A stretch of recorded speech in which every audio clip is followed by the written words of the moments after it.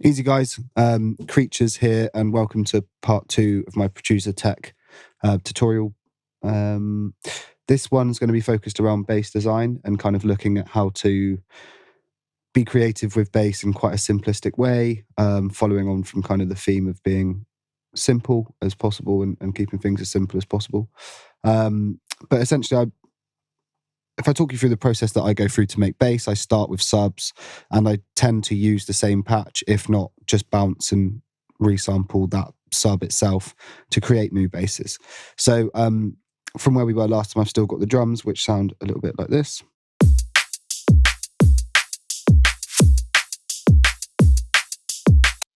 And there's no sort of MIDI in or anything like that to begin with. So first of all, I want to put in a pretty simple bass line. Let's see. It's going to sound horrible.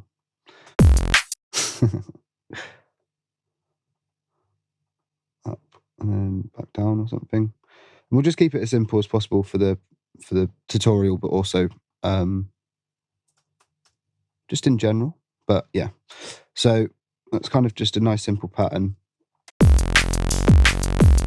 Sounds awful. So what we're going to do is make a sub bass. So my Serum has popped up down here for some reason, but now you can see it. So I've gone for the default settings to start with, and yeah, basically a simple process that, well, I find it quite a simple process to stick to create subs and those sort of nice rich harmonic sounds in the low end. So just to show you that quickly, but before we kind of get started, there is something which I show quite a lot of people, some producers that are quite well known and a number of stuff, and they don't know about this because it's hidden. But in the oscillator settings, there's a 4x quality button, so it just sounds a lot better. Essentially, it's going to use up more CPU, so you do want to be careful sometimes if you're using too many Serum instances on that. Well, it will start to crash your laptop or computer or whatever you're making tunes on. So, and the other thing is, because we're making sub, I want to bring the width all the way sort of down and mono it out. So those are the first two things that I always do when opening Serum.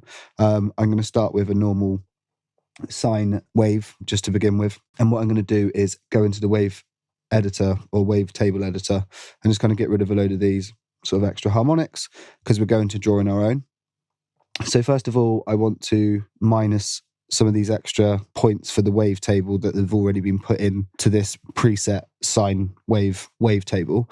So I'm going to just remove those and just go down to the simple one that I've sort of got at the start, and then we're going to create another one and morph between the two is essentially what we're going to do.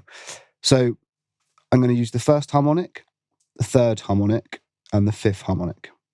Sometimes you might use a little bit of the seventh for some extra warmth as well, and if we listen, it's a lot better than where we were before. So what you need to do is then create another one in which we're going to edit to be slightly different. So I'm going to turn up this harmonic and turn up the seventh harmonic. And you can hear it's got more of that kind of mid sort of resonant sound. So in order to make these work together, we need to turn on the morph crossfade just by selecting it. And now if we exit out of this, you can now see from the wavetable position that this is the first one. And as we move it along, it moves towards the second position. So and the reason we do that is because then we can add some nice movement to the sound and make it sound like it's evolving and keep it quite simple at the same time. Now, I want to reuse this on the other oscillator and duplicate it. So the best ways to do so is just to save it in my user folder. So if I call it Producertech and it's in user, then what I can do is go over here and go to user. I'm really bad at my organization sometimes, so apologies for how messy that is. But and then we've got a duplicate of it over here. So it sounds a bit loud and over the top at the moment because there's two just pretty much full volume, exactly the same. It's going to not sound great. So what I want to do is turn the volume of this one down, and we're going to just add some unison to this, maybe 3 or 4, which is essentially creating what is known as a Reese bass, or it's that sort of sound where it's got multiple voices which are slightly off pitch, so they start to wobble and generate a slightly phasier sound, which this is where you'd probably get some issues if it wasn't in mono. So we want to try and keep it as mono as possible by selecting it from this stage, and then we can add width in later.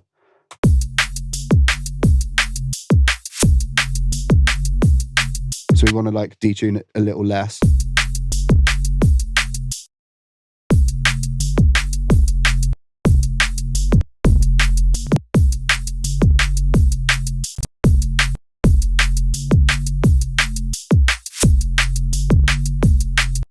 So it sounds all right for the time being, but what we want is some more movement and stuff to make it sound a bit cooler in general. So let's get some movement going. What I like to use for movement is, number one, a lot of LFOs, particularly in Serum. It's great because you can just design your own shapes and then choose the rates that you want it to sort of follow. For kind of the purpose of this, I like to do a lot of evolving basses over like a bar. And if I put this on, this is like a send. And what we're going to do is modulate this bass by B, which is this oscillator. That's it, moving towards that. So it sounds horrible, but if we start to pitch this up, then what we get is, this is essentially FM synthesis within obviously a wavetable, but you start to get some cooler sounds, more like unique moving sounds over time. So